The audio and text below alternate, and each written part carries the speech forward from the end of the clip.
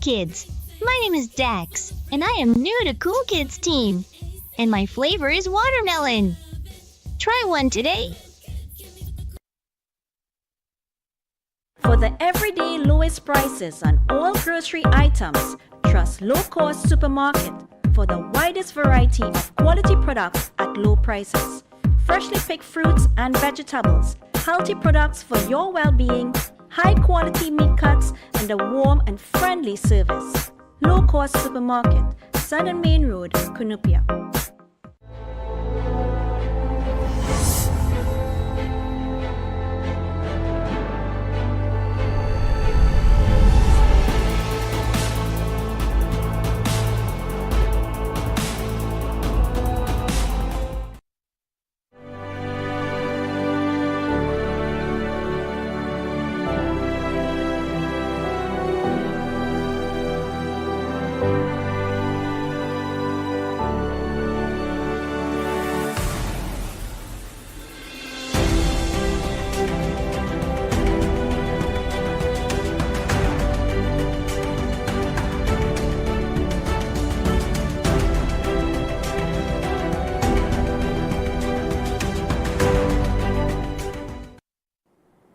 Assalamu alaikum.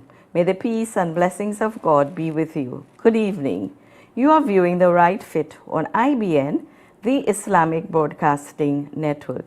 I am your host, Bibi Ajuda, former lecturer at Corinth Teachers College and retired school supervisor at 3 with the Ministry of Education. Join us as we discuss several topics, including education, environment, health, and community service. This platform aims to inform and educate you, our viewers out there, through our discussions and questions with our subject matter experts. Today, we will have a buzzing conversation as we are discussing bees, a tiny creature that makes the whole world a sound. A humming sound, yes, and to create a natural environment for all of us. Joining me on this set is apiarist, Mr. Marlon Cowie Clark. Mr. Clark, welcome to IBN. Good morning. Good morning. It's good to have you here on The Right Fit. Can you tell us a little bit about yourself? Sure. So my name is Marlon Cowie Clark. I'm a beekeeper. I've been a beekeeper for the past 30 plus years. I'm also the former president of the Trinidad and Tobago Beekeeping Association. I also the owner of the Anything Honey Company, where we produce not only honey, but other honey-related products, such as lip balms, candles, soaps, cream honeys, etc., etc. Wow. So we will go into a little bit of detail and show the audience some pictures of your products or the products that comes through beekeeping. Yeah. All right. So let's go back in history a little bit, a personal journey. What inspired you to become a beekeeper and how long have you been working with bees? So it all started probably back in the 90s, where I had my father actually has a friend who has bees.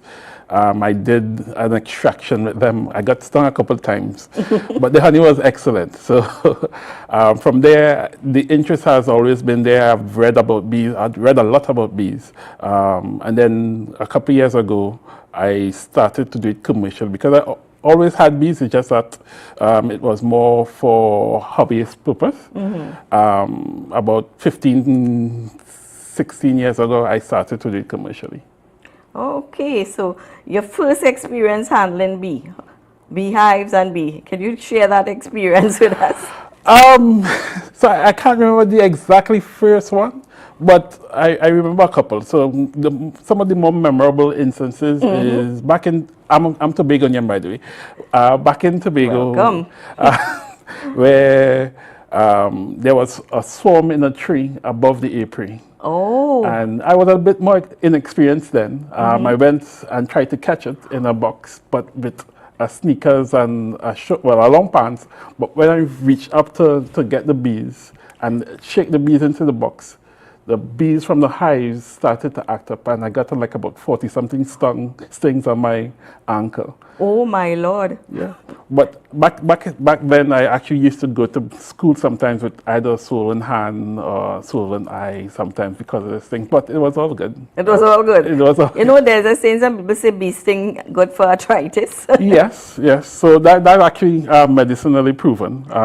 Okay. So, but it's also good for other things as well because it helps boost the immune system. Wow. Okay, but we won't tell people go and look for bees to get a bee sting. No. So there was your now starting bees, and you decided, well, you're going to take that one day. And a lot of times, you know, there are bees at different places, but we tell them to call the Ministry of Agriculture, I think, to capture them. So that's one of the ways to do it, but the Ministry of Agriculture kills those hives. Oh my Lord. So what I recommend is actually call the association. You would give us that number. Sure. And we will put it up there because we need to save the bees. Exactly. Because we're going to talk about how important bees are. All right? What do you love most about working with bees? The natural part of it.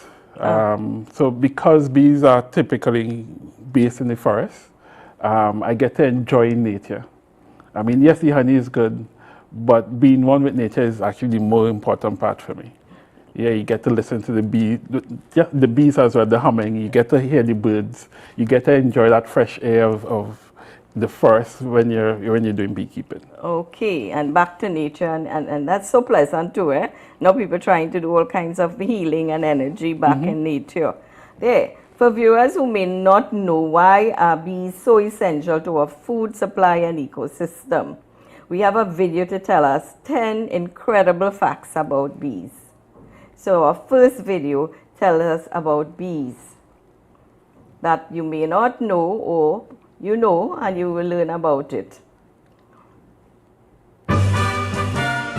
Standing at just half an inch long and weighing a whopping 0.07 ounces, this adorable pollinator is an MVP in the insect world. Ladies and gentlemen, give it up for the honeybee!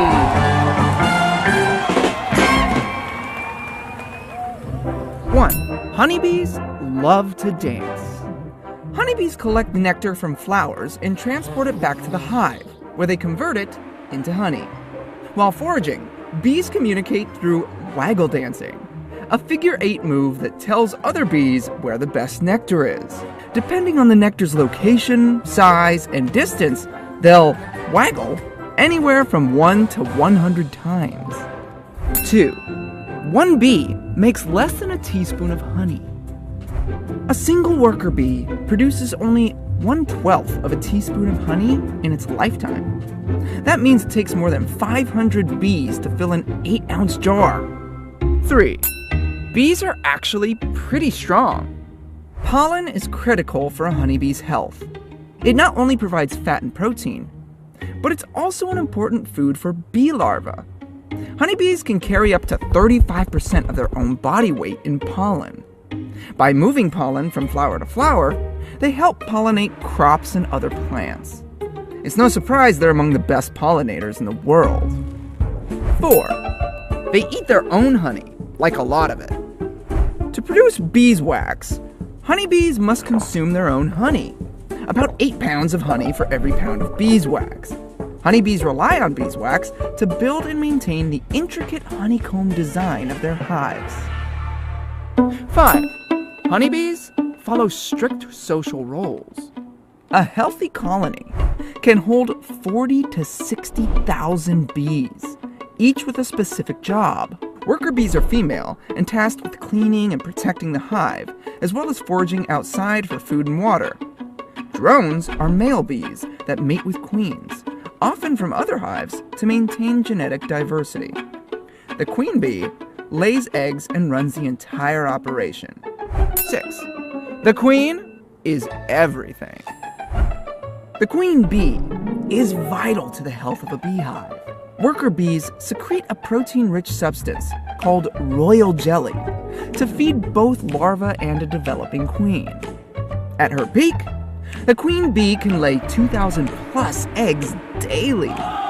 She is the only bee that can mate and produce new workers, which keeps the entire hive thriving. A queen bee is replaced if she's too sick to work or if she dies. 7. Honey lasts forever, if sealed. Thanks to its low moisture and antibacterial properties, honey never spoils. Archaeologists have found honey jars in ancient Egyptian tombs, thousands of years old, and still edible. 8. Honeybees can see ultraviolet light. Their color vision is 5 times faster than humans. This helps them track other flying bees and avoid being swatted. They can also spot unique UV color patterns, or landing zones, on flowers, which guide them to nectar and pollen. 9. Their pollination is critical for food production. Honeybees and other animals help pollinate 1/3 of the world's food crops, making them essential to global food production. According to some experts, that's about 1 out of every 3 bites of food we eat. 10. Honeybees can recognize human faces. Even though they only have about 0.01% of the neurons that humans do, honeybees can observe and remember patterns, including the details of our faces. Both adorable dancers and incredibly strong athletes, honeybees are true MVPs. Most valuable pollinators, that is.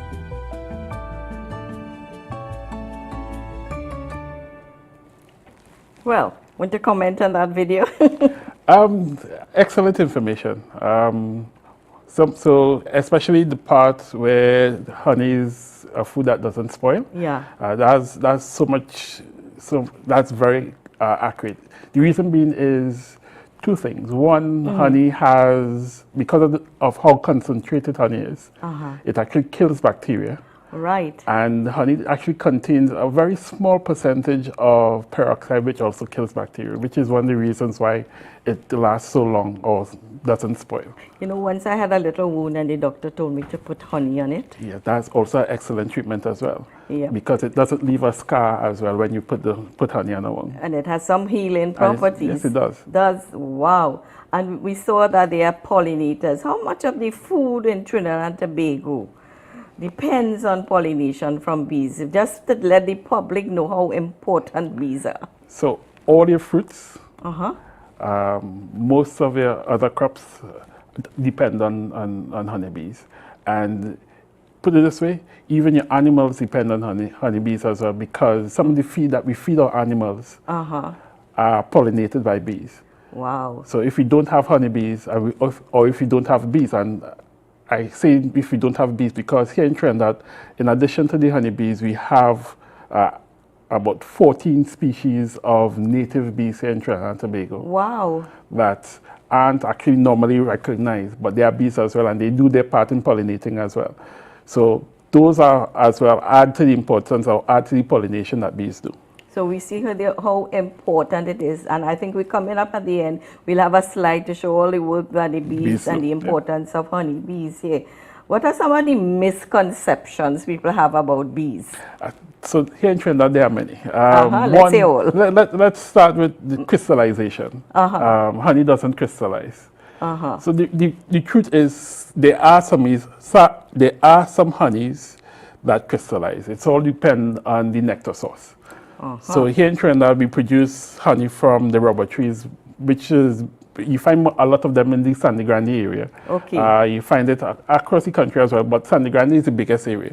That honey has a high glycemic index, or in other words, it has a lot of fructose in it.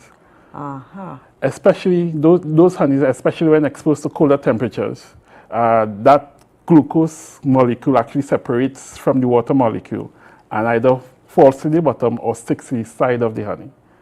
Oh. It looks like crystal, so a lot of people mistake it for sugar. Because only this morning somebody was talking to me and she said she bought honey from Sangre Grande and like sugar crystals at the base, and she thought, well, oh my, they put sugar in the honey to dilute it. No. So that's a misconception. That's a misconception. Okay. So here's the thing, with that type of honey, if you want to liquefy it again, you could boil some water, especially if it's a glass bottle, preferably if it's a glass bottle, turn off the water, leave it about 15 minutes so the temperature comes down a bit, and then put that bottle of honey into that hot water. Okay. It will liquefy again.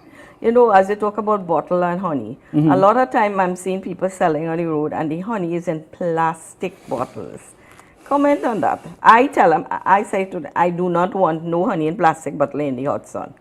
So I'm a firm believer in glass bottles as well. But there are customers who would request honey in plastic bottles. And that's why I do plastic bottles as well. And I'll give you an example. A couple years ago, there was a major earthquake. And we sell honey to some of the groceries. And the glass bottles fell. So since then, those groceries have been demanding that the honey be in plastic bottles because they don't have that loss. Right. And Okay, it's the same thing with a lot of other people, with a lot of customers. They prefer the plastic bottles because accidents. I mean, honey is expensive. So Very. and that's the thing. So that's as a producer, we try to appease the customers, but really and truly I prefer glass bottles for everything. Reason being is glass doesn't have the petrochemicals that the plastic has. Well, that's the reason why, because where I live, the guy sells honey and it's in the hot sun, And it's and the whatever chemicals from the plastic, leaches out into the honey. Agreed. So according to your purpose, where you were selling it for, I suppose I now understand why plastic. You could use plastic, but if you are going to be in the heat, then it's use not your recommended. Use the glass bottles. then. So honey production is a local industry. How many people we have producing honeybees or apiaries in Trinidad? You could say that? On average, we have about 400 to 500 persons. That's not too bad. It's not too bad. I mean, the amount of persons have been growing steadily because the income from honey is pretty decent. And it's something that the government has been encouraging people to get into. Well, that's a good thing to hear. Yeah. Okay. The thing about honey as well is honey is just one product that the bees produce. Right. There is pollen, there is propolis, there is beeswax as well. Okay. So we have some slides coming back to show, so we're keeping our audience baited there. Wait and you will see some of the fine products that you could get from rearing bees out there. Now, honey production, as I said, is a process. Yes, it is. Can you walk us through the process, all right? And then we will show a video. Tell us what are from bees going there to honey production. So here, and I'll preface it by this. Here in Trinidad and Tobago, we have a honey season, which basically runs from January to about June, July, the latest. So all the honey in Trinidad and Tobago is produced during those months. Okay, that's information. I thought all year round. No. Why it isn't produced in the other months is there's too much rain. There isn't enough flowers for the bees to produce any surplus honey for extraction. Okay. Yeah. So going back to the initial questions, once you have the bees, you need to set them up, put them in a box, normally a 10-frame box, and we'll go back to some of the pictures. Right. That box is where the bees would live. And then above that, you put what we call a super, which is where the bees would store the honey. That super is what the beekeepers would then take off to extract that honey to sell to the customers. Okay. But that process sometimes takes between 2 weeks to a month to fill that box. Okay. So 2 weeks or a month, say once per month, and the dry season, you could do about 6 extractions. On a typical year, however, climate change has been affecting and how... you jump to the question way down there, but yes, the dry extremes of temperatures, it's affecting the bees as well. Not only the hot, but the cold, the amount of rain as well. Right. So recently we've been having a lot of rainy dry seasons. Yes. The trees don't produce flowers if there's too much rain. Right. Or if they do produce flowers and it's a lot of rain, they don't push as much nectar because those trees need to be shocked into thinking, okay, so there's a change in climate. This is the time we need to reproduce. Okay, so there's lots of good information here. So whilst we chat, we will pull up another video to show the extraction of honey. So we talk about the combs The on combs, the, yes. The combs and honeycomb. frames, yes. All right, and how to extract honey, and something to share with our viewers out there, how to extract honey. We have a short video to show you the process of extracting honey.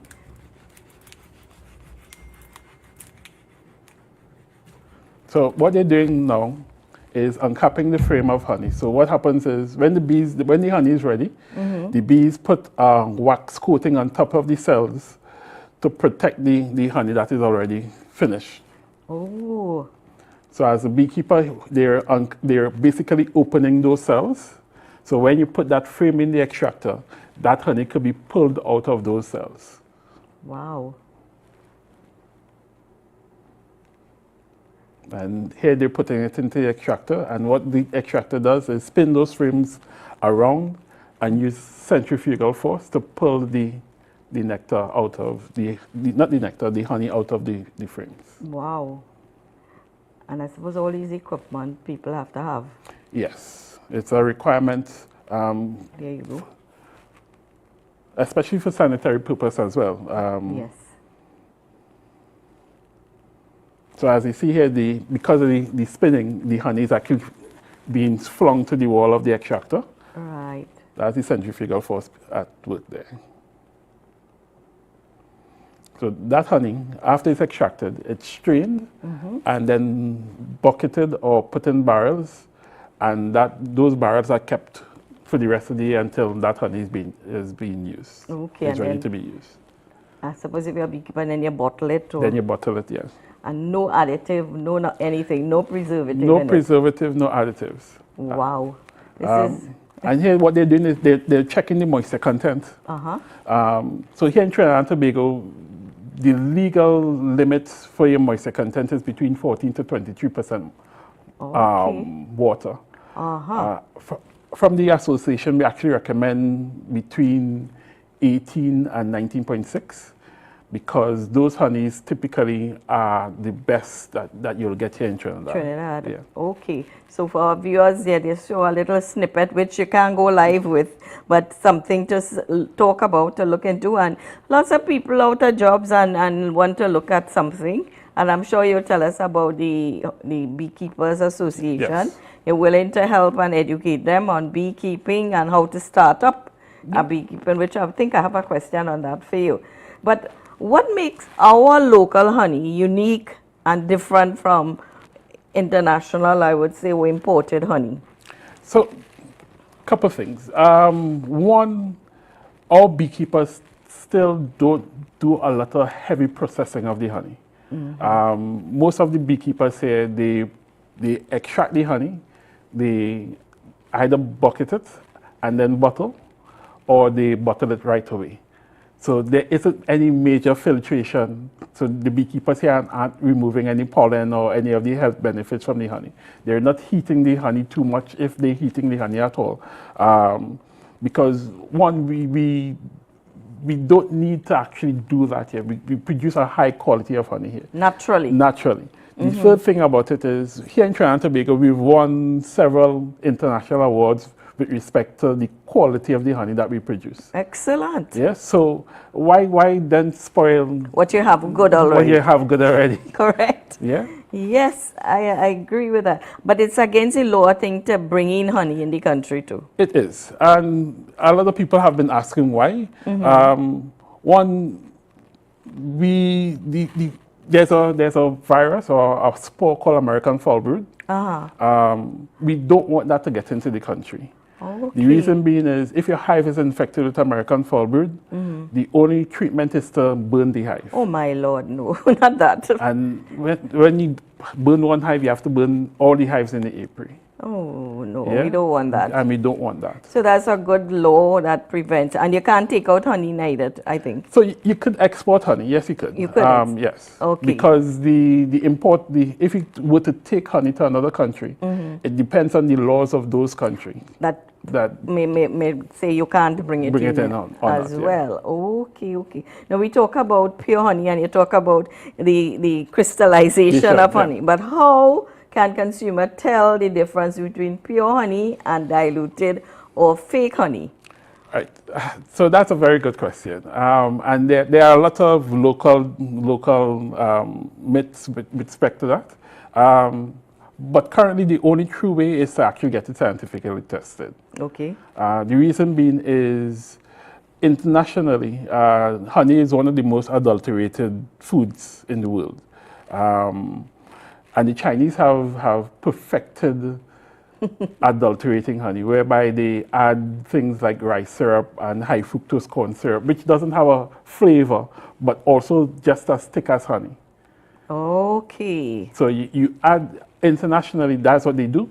But if you do that, then your one bubble, your honey on your fingertip, the honey at the bottom of the glass, those tests won't show Those as being adults. additives, Yeah. as you say. And we have one slide with to tell the difference between, and I needed a comment on it, slide 15, I think it was, to show if those tests really would say that this is pure honey. Look at this one, water test. Is that a good test? So I'll go through them and add some science to it. Go ahead. Yeah. Go So ahead. the Back water to the slide. the Right. water test has more to do with the concentration of the syrup, and I would use the word syrup here because honey technically is a syrup because it's a super concentrated sugar solution. That's why you have glucose and fructose. The thicker it is, the less likely it is to dissolve right away. Okay. Additionally, as well, if it's cold, then it won't interact with the water as easily, Right. right? The same thing with the thumb test. You're talking about moisture content of the honey. If you have a lower moisture content honey or lower moisture content syrup, it would stay on your thumbnail. Okay. Whereas if your moisture content is high in the honey or your moisture content is high in that syrup, it would run. So these tests not necessarily authentic No. or can work as such. And then they talk about the flame test, which pure honey burns clean, fake honey wouldn't ignite due to moisture. Right, in it. and that's partly correct. Yeah. The reason why pure honey Okay. burns clean is because sugar burns. Right. Yeah, but you could also have sugars in. When I say sugar, so you have your glucose and your fructose because honey, when the bees take it back to the hive, they break it down into your glucose and fructose. Right. The syrups that comes out of China gives you those same ratios. Wow, they have really mastered the skill of Exactly. So burning that as well would basically see the same thing. No wonder. Better you use our local honey. better use your local honey. And here's the thing. I'm a beekeeper, and I always recommend finding a beekeeper and buying directly from the beekeeper. Instead of the middle one. yeah. And you know it's authentic honey. You're getting Then you know, local yeah, exactly. honey and not fake honey, as they say. But you talk about something on heat. Somebody saying, it's not good to use honey in very hot liquids. That's true. So what happens is when you heat honey produces something called HMF. And I can't remember the scientific name. It's a... Don't worry. Yeah. That could be carcinogenic so honey becomes carcinogenic when it's heated too high. This is why they recommend don't heat honey. Right. Yeah, because HMF does that. So if you're going to put it in your coffee or your tea, get the tea down to a lower temperature and then add the honey. That's correct. I use honey every morning in tea, but of course I had to use milk, so I cool it down and then add the honey. That's the correct way to do it. Okay, so viewers out there know how to use your honey. Don't cook with it and it'll lose everything. Everything. Use it as natural as possible. And honey has cures for many, many ailments and diseases as well. But we are not doctors, we're just telling you how you could use honey. Now, I mean, dealing with honeybees, sometimes they're all over in your backyard or whatnot. How do bees decide when to sting? And what triggers them to do so? You got some stings because you interfered with them. So now I'm a bit more accustomed to bees. So the amount of stings I get has reduced significantly. But bees sting when you bother them, or they feel threatened. And they feeling threatened could be they sensing that you're fearful of the bees, and they would sting you because they would sense that fear. They're very intelligent they are. insects, I must say, because we had seen they can communicate to each other. Tell us about that dance that they do, and it was one in the video there. So that's called the bee dance. That is actually typically used to identify food sources. And when I say food sources, in most cases it's flowers or pollen or et cetera, et cetera. So what the bees do is those dance based on the amount of turns they make and how they waggle their tail. That will communicate to the other bees the distance and the direction that the food source is in. And they're very intelligent. They are. They're able to communicate. So viewers, hold our thought. We have talking about bees. We'll take a break and get right back to talking about the bees in this buzzing conversation this morning. Mega month end deals now on at Passad's The Food King. Stock up and save big on Cataly tomato ketchup 750 ml. Get 4 packs for only $20. Clorox bleach 2 liters now $20. Coca-Cola 591 ml. Get 5 bottles for only $20. Fresh Harvest peas and carrots. Get 4 tins for only $20. Green Butterfly evaporated milk 250 ml. Get 3 packs for $20. Golden Brand margarine. Get 4 sticks for only $20. Cold soft drink 2 liters. Get 3 bottles for only $20. Cataly pasta cuts. Get 5 packs for just $20. Matook's peanut butter 250 grams. 2 tubs now $20. Don't miss these mega month-end deals at Passad's The Food King. Sale end August 5th, 2026 or while stocks last. Passad, quality value, that's our way. The real Passad's, we're here to stay. The Food King Passad's. When the moment comes to honor a loved one, compassion, dignity, and faith matter most. Come to Shyam's Islamic Funeral Services Limited. We provide trusted Islamic funeral and burial services, grounded in tradition and handled with care. From ghusl and shrouding to transportation, janaza coordination, burial arrangements, and special international repatriation services of your loved ones. With professionalism, with respect, with heart. Shyam's Islamic Funeral Services Limited, serving our community with honor. Ready to step into the future of home design?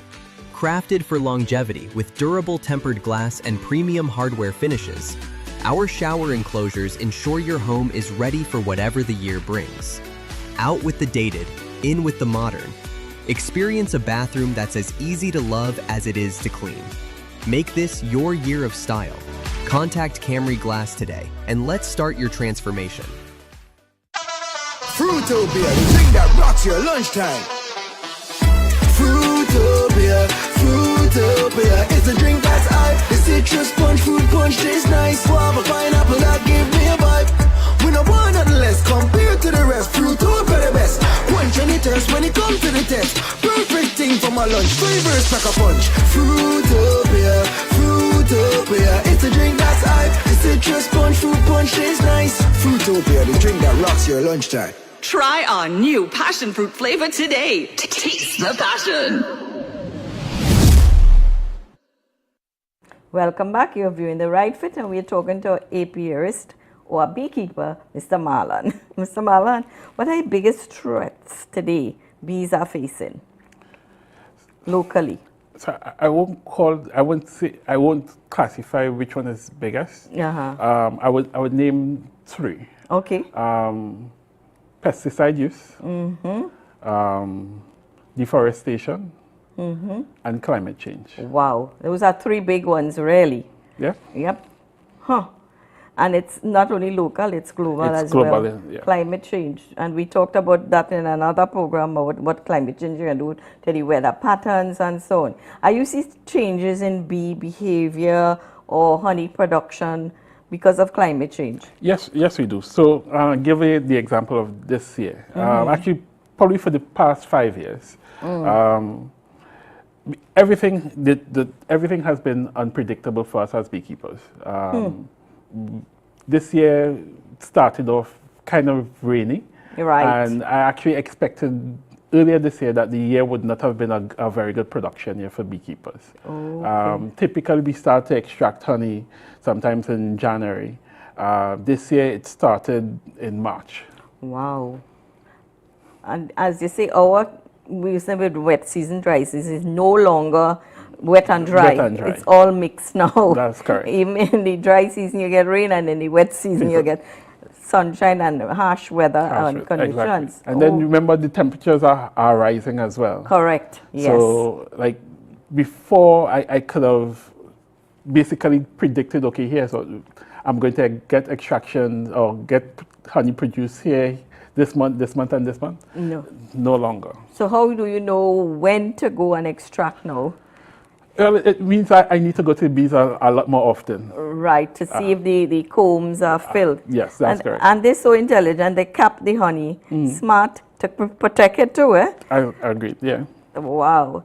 So how can farmers and work more safely and effectively with beekeepers? So, and here, that's the thing. With farmers, it's a delicate balance. Because farmers also have their expenses that they need to consider. I would actually recommend, as a beekeeper, that they use more natural pesticides. Right. But farmers, as I said, they have their expenses to look at as well. So I, as a beekeeper, sometimes if I can't work along with the farmer, I would move my bees. So like right now, most of my bees are in the forested areas of Trinidad and Tobago, away from any major farming, because in the past I've lost a lot of bees. Because of the pesticides? Because of pesticides. I've actually, on one location, I lost about 80 colonies or 80 hives because of pesticide spraying. Wow. Are young people interested in beekeeping? Yes, they are. And what I like about it is that they come with a lot of innovative ideas. Yes.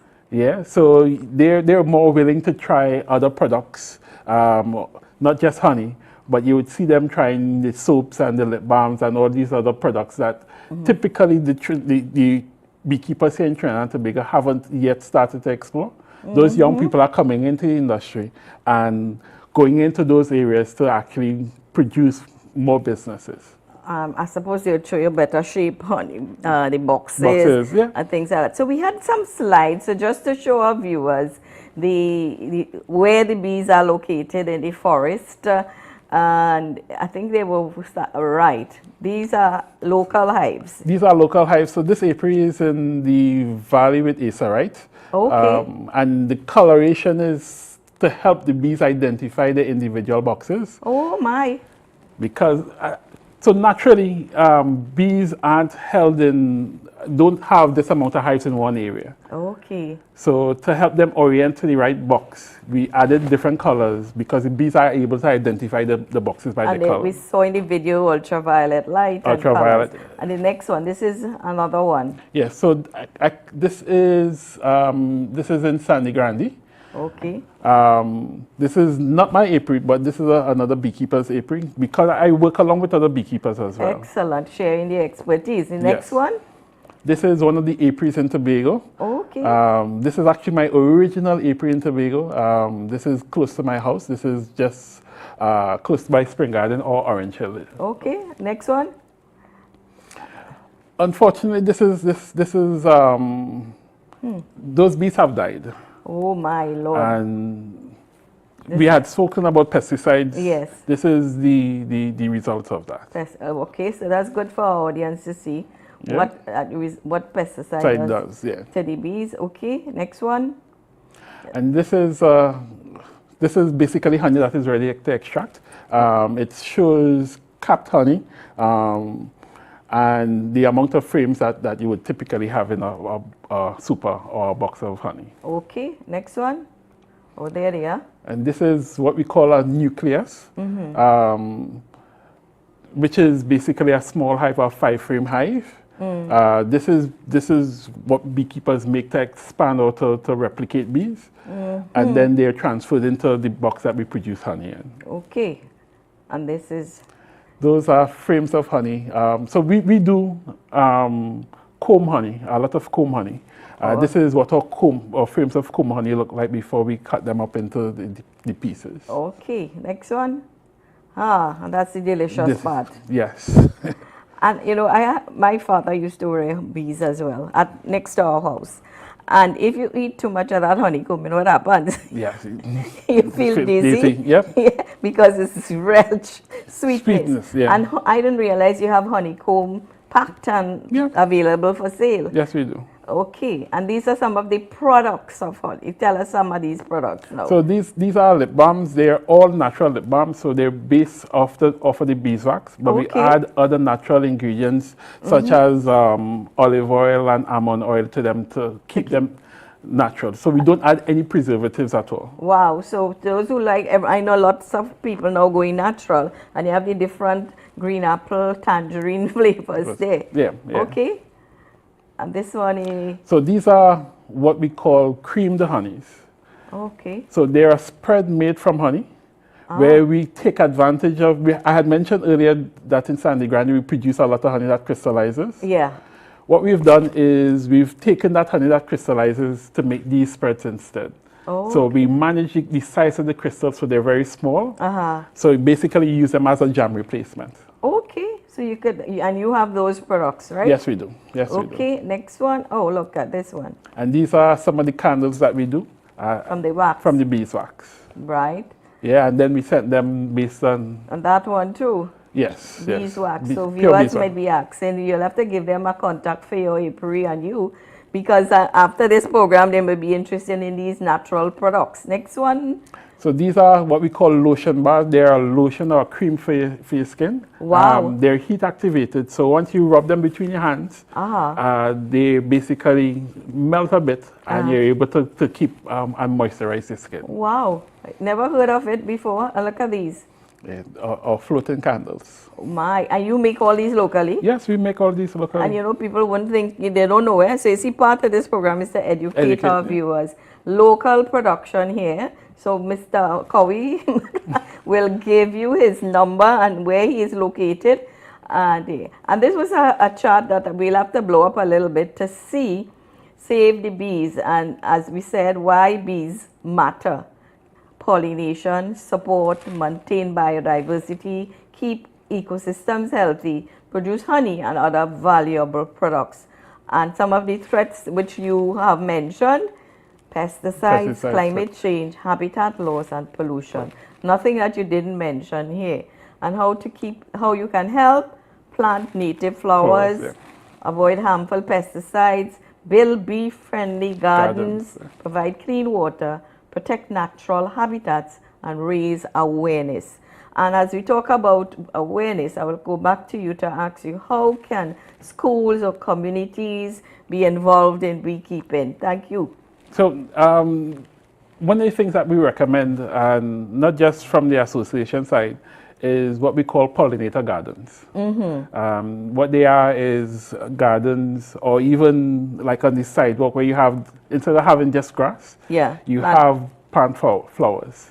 So you not only encourage bees as well, but you also encourage butterflies and the hummingbirds. And I could attest to that because I have a big Exora. Oh, nice. And if you see, I see bees on them, butterflies, you know. I like flowers. So that we could tell our viewers out there, help the bees population to grow.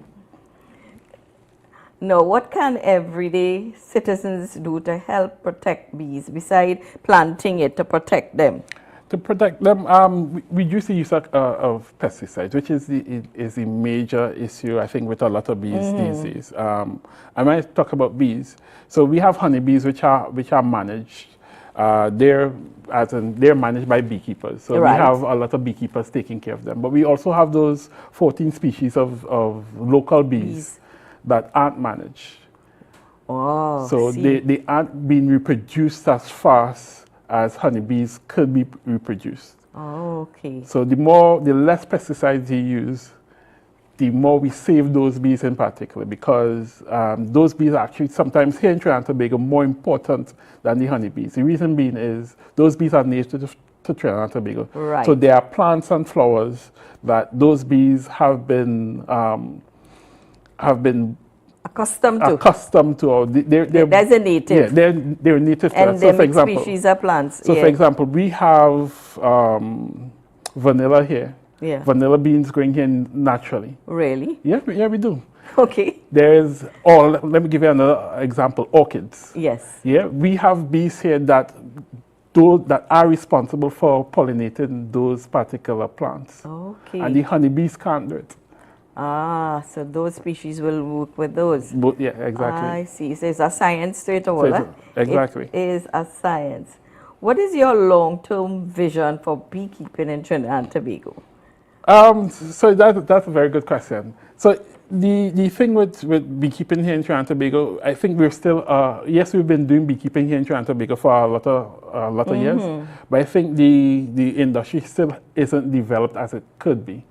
So for me, the idea is to encourage other beekeepers to go into some of the downstream products. And I'll give you an example, something that we don't do here in Trinidad, apitherapy, where you use bees to treat people. Wow. So whether it's bee sting or just the bee aroma. Okay. Yeah. That's a new one. All right. Yeah, but it's something that is growing outside of Trinidad and Tobago. And we could use it And here. we could use it here as well. Or using, developing bee-related or honey-related healing products, where you have Band-Aids to place over burns. And the honey. And the honey infused in those And I think that might be more effective than what we have at present. Exactly. Right. Yeah. So you have good ideas, and I hope the Beekeeping Association promote. Do you think, what policy or initiatives you like to see implemented here? That's a very good question. In terms of policy, better management in terms of some of the chemicals that gets brought into the country. Because yes, most farmers may want the cheaper product, but the cheaper product may not be good for the environment and for persons. Yeah, so that change in policy with respect to what we import into the country. Additionally, the government needs to actually also encourage beekeepers and farmers that look beyond just the raw material, right? The raw product, because there's so much more advantage or benefits in terms of their income if you go into the downstream. And I'll give you an example: cucumbers. Which is pollinated by bees as well. Right. We don't make pickles, for example, here in Trinidad and Tobago. No.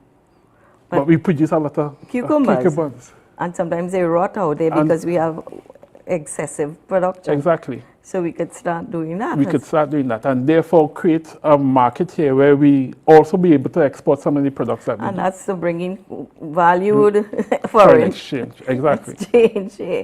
So, so you talk about young people, their products and everything else. What basic then, if somebody wants to start beekeeping? Yeah.